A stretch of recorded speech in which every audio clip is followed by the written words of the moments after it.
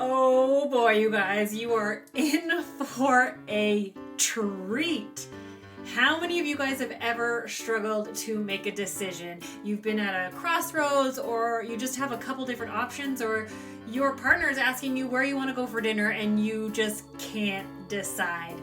I know I've been there multiple times. I feel like every day I'm faced with making decisions, and I can get in this decision paralysis of I don't know what to choose or how to choose, or you guys know all those sorts of things. So that's why I'm bringing you today this very special episode all about decisiveness, because sometimes we just wish someone else could make the decision for us, but we gotta make a decision, and we spiral into the anxiety, we spiral into all these sorts of things. So we're gonna dive deep into decisiveness, how it works, how we can become better at it, and how at the end of this episode, you can be the most decisive person you know. I overthink, I overshare, and I overanalyze. So come explore with me as I chat about business, life, and relationships, all through the lens of an anxious creative.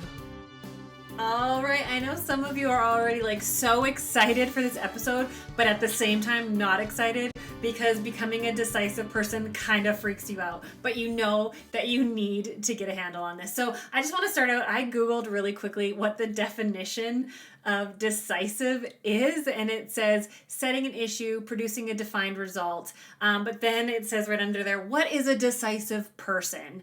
And the definition of decisive is having the ability to make decisions or something that determines what comes next. An example of decisive is a person who always makes up their mind firmly and quickly.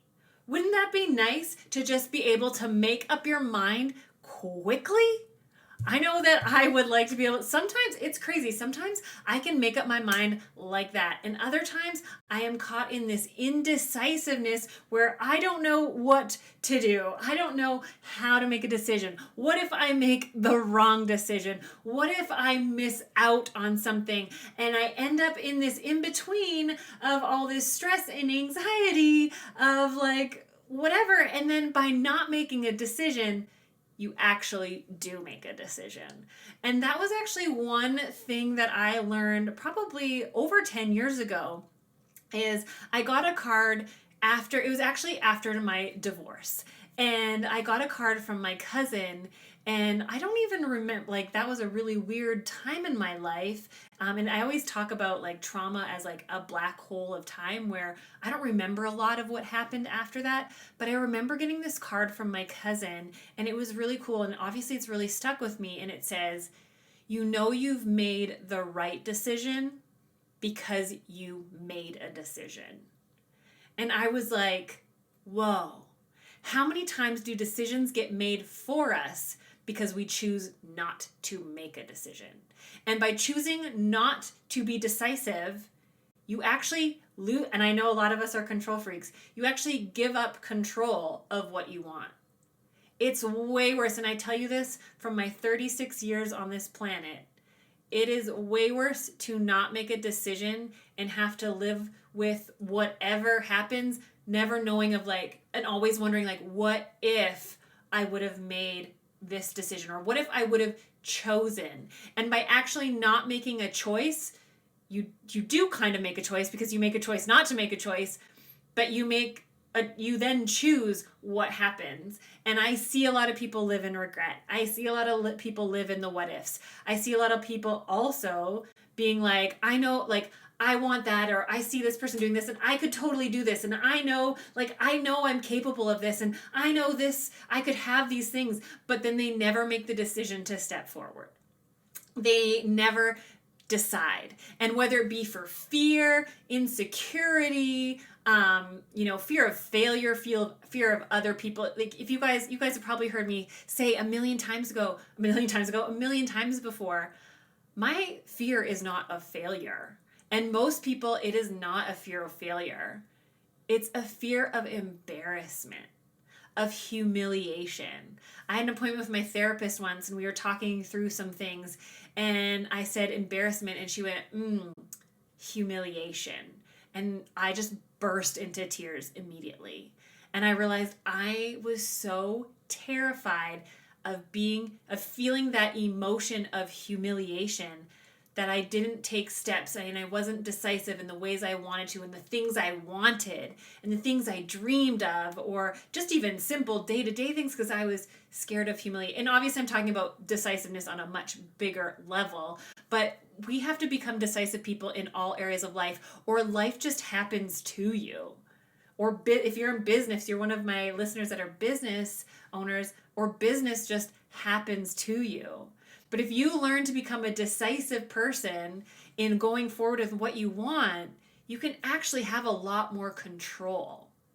And so I'm really excited. Woo! If you guys are watching this, my chair just almost tipped over. If you didn't know, the Anxious Creative Podcast is on YouTube now. So if you want to see me face to face, you can head on over to YouTube. Just Google my name, Dawn Bradley, and YouTube, and you will find me over there. And you can find this episode, and it's like we're hanging out together, just having fun. Or if you're on the go, you can listen to this on iTunes, Google Play, wherever you can listen to podcasts. But let me put you through. Let me guide you through my oh my gosh, I can't talk. My 3 secrets to being decisive. You guys ready for this? This is going to be so much fun. So this is the thing. I see people get trapped in the what if. They want to make a decision, but they maybe see 2 options, or maybe they see more than 2 options. And I know this is me. Like, I try to figure out the plan and the future to all of the things. And so I'll be like, okay, if I decide this, then this will happen, then this will happen, then this will happen, then this will happen. But if I decide this, then this will happen, and then this will happen, and then this will happen, and this will happen. But I could also decide this thing, and this could happen, and this could happen. And then I can think of like best case scenarios for all the different decisions, and then I can think of worst case scenarios. And I'm not saying like it's good to weigh pros and cons and maybe write those things down, which will help you make a decision. But I see people get caught up in all these things, and then they get overwhelmed, they get stressed out, and they just get in that decisiveness paralysis, I call it, where they just like whatever, and they just let whatever happens and whatever comes happen to them. And then you can kind of like wash your hands of it and be like, if something bad happens, not my fault because I didn't choose this. But you actually did choose it because you didn't choose anything else. Oh, I know. I'm like known to not sugarcoat things at all, you guys. But truly, by not making a choice, you make a choice. And like I said, that card that my cousin gave me said, you know you made the right choice because you made the right decision because you made a decision. And that's just been something I've carried with me through the rest of my life since then, because like going through my divorce, that was one of the hardest decisions I ever had to make. You guys, I wish that on no one. But deciding that I was going to leave my marriage was really hard, without getting into the nitty-gritty details, because I'm not here to air dirty laundry or talk about the ins and outs of my past marriage. But making a firm decision to choose to leave a marriage was absolutely the hardest decision I've ever made in my entire life. And getting that card from my cousin was one of the most beautiful gifts. Oh, I'm going to get emotional. That I had ever given. Because after you make a big decision like that, there's a lot of questioning yourself. There's a lot of like, did I do the right thing? Did I do the wrong thing? Like, what if I didn't make that decision? Or what if I made a different decision? Or like, I spiraled for a long time. And the thing is, you'll never get rid of the what if. You'll never get rid of like, what would life, like, I'll be honest, you guys know I'm all about being vulnerable. There are times where I think like, what if I would have stayed? What would have happened? Would things have gotten better? What would life look like now? Like, we're human. Like, I feel like very rarely do people ever admit those things. But of course, like, what if? Would we have been able to work it out? Would things have gotten better? Would I still be miserable? Would we have gotten divorced eventually? I'm going really into a lot of personal stuff, but there's definitely those questions that we ask ourselves. But the thing is that you don't want to get trapped in the what if, that you don't make a decision and a decision gets made for you, which ultimately you have then made that decision. Okay, so this is the thing. Stop trying to plan and figure out like the next 10 years of every decision that you could possibly make, because you can't. At the end of the day, you can control what you decide, and then you can only control what you decide after that. And sometimes you can make decisions and you can change course. One decision does not mean you stay going in this direction forever. You can then change course and go back. Life is flexible that way. So stop getting into the, what did I call it? Decisiveness paralysis or something like that. I thought it was catchier earlier. But stop playing the what if game with yourself. Stop worrying that you're going to choose the wrong thing. Once again, you made the right decision because you made a decision. So my 3 secrets into decisiveness or becoming a decisive person is secret number 1. Stop trying to be a psychic. Stop trying to figure out what the future is going to look like 6 months from now, a month from now, tomorrow. Like, just make a decision, be firm with it, and then come to the next thing. I see this happen a lot. So I do a lot of coaching on communication and boundaries. And I see people when they have to have a tough conversation there, and I know I've been there too, they try to plan out like, okay, if I say this to this person, then they respond this way, then I'll respond with this. But if they respond with this other thing, then I'll respond with this. But then if they also, and they like try, and you guys, I've done this, like I've tried to plan out for every single scenario. And I work myself up into more anxiety and I work myself up into more stress. But when I've just been like, I'm going to go forward with this and I'm going to take a breath and I'm going to make sure that I don't just get too in my head and buzzed out, but take deep breaths, feel my feet on the floor, listen to how they respond, and then know that I can take a breath and take a second and respond from there. But instead of like, when I try to like, okay, if they say this, then I can say this, I get too like, kind of like you can see right now, if you're watching this, I get really wound up, tight, like, and stressed out. And then when I go into that conversation, I'm like at the end of the conversation before I even begin it, and it doesn't make sense and things don't come out right. Where if I just go, I'm like, I'm going to start with this thing and I'm going to make sure I word it really well and I'm going to come across with kindness, compassion, and empathy. And I'm going to make sure I say it in a way that they understand I'm not coming at them aggressively.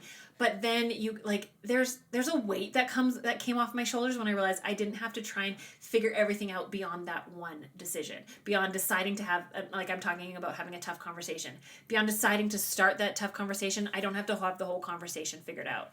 And the more I became okay with admitting the fact that I didn't know the answers, or I didn't know what was next, or if they replied with something that I didn't know how to respond to, being okay with being like, you know what?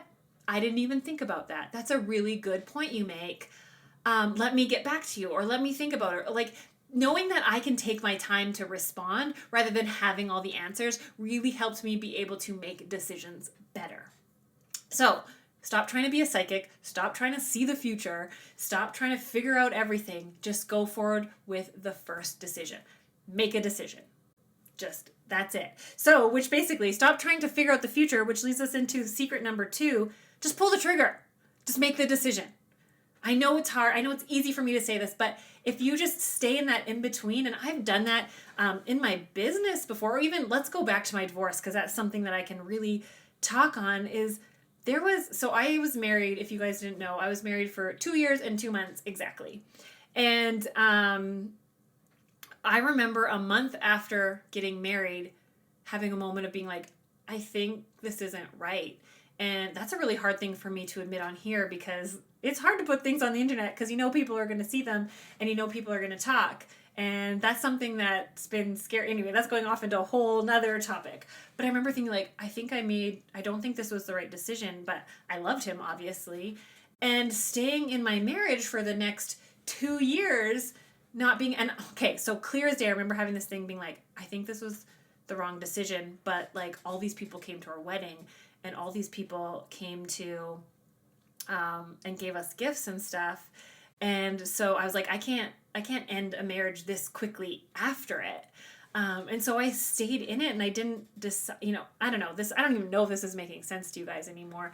But just, I couldn't make the decision it took me 2 years, and it took me till things got really terrible and I was really unhappy. And we don't need to get into like the whole going to therapy and stuff like that, but You just need to learn to pull the trigger and go for it. Make a decision. And ultimately, like I said, I don't think I waited too long.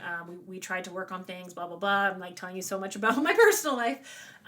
But at the end of the day, I made a decision. I pulled the trigger. I went for it. I chose to end my marriage. In business, I've had to make decisions. I decided 5 years ago to close my business up in Saskatchewan and move to Calgary. That was a tough decision. That's something that I could have like hummed and hawed and weighed the pros and cons, and like the cons would have outweighed. There was no reason, like there was not a lot of like smart reasons why I should close up my business. My business was doing really well.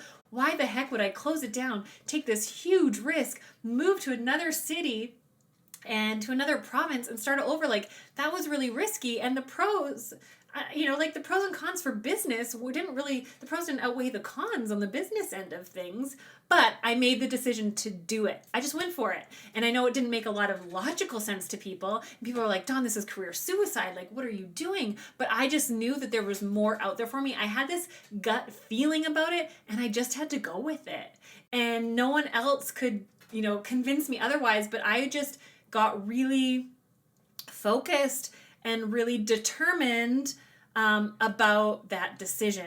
So I could have got stuck, like going back to step one, stop trying to be a psychic. I could have got really caught up in like, okay, if I move to Calgary, like how quickly could I get clients? How could I get clients? Where am I going to work? All these things. You guys, I moved here. I had no plan. I had nowhere to work. I didn't have a job. I didn't have a business. I didn't have anything. I moved here, and it wasn't, I think, until the first 2 weeks of being here that we then decided, okay, I'll work from home. We asked our landlord, because we didn't know that when we rented the place, like, hey, can we put a salon in the basement here? And he thankfully said yes. If he would have said no, I would have had to adapt my decision. And that's the thing, like I could have tried to be a psychic and been like, well, what if our landlord doesn't? Then what? But what if he does? And then I could have just never made a decision, and I could have still been in Saskatoon, always wondering, what if I would have gone to Calgary?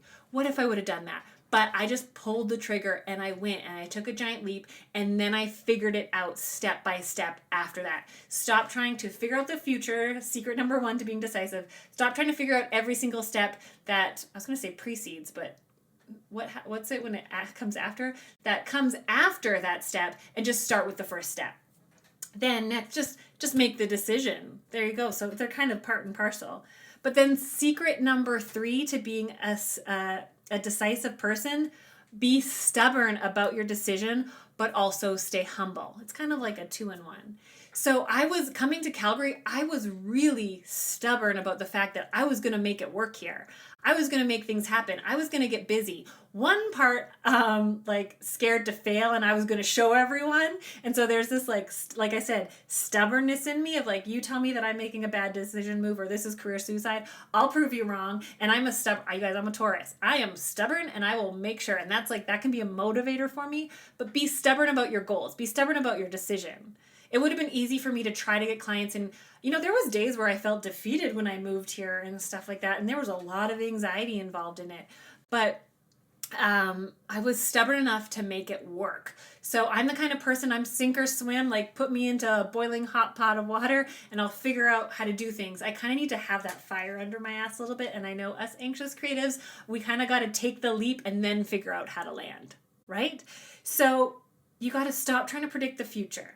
Just make the decision, and then be stubborn about that decision, but also stay humble. And the part about staying humble is be okay with the fact that if things don't work out, like I said, when I first moved to Calgary, I was like, I'll probably chair rent somewhere. If any of you guys are new to watching this, I'm a hairstylist. I've been a hairstylist for the last 18 years. So I decided, like, I knew I wanted my own business. So I looked at different salons to chair rent at, and they just didn't feel right. So I had to readjust my course. Now, I totally had this thing that I never wanted to be working from home hairstylist. There's stigma, which shouldn't be out there. You guys, there's a lot of cool, actually, if you go back a few episodes, you can hear one of my students, Jamie, she's really wants to make a difference about the stigma at working from home hairstylists. You should definitely connect with her. She's amazing. She's making waves. So, I didn't want to work from home, but I had to readjust my sales. I had to I was stubborn about making it work here in Calgary, but I was humble enough to be like, you know what? This wasn't really part of the plan that I saw happening,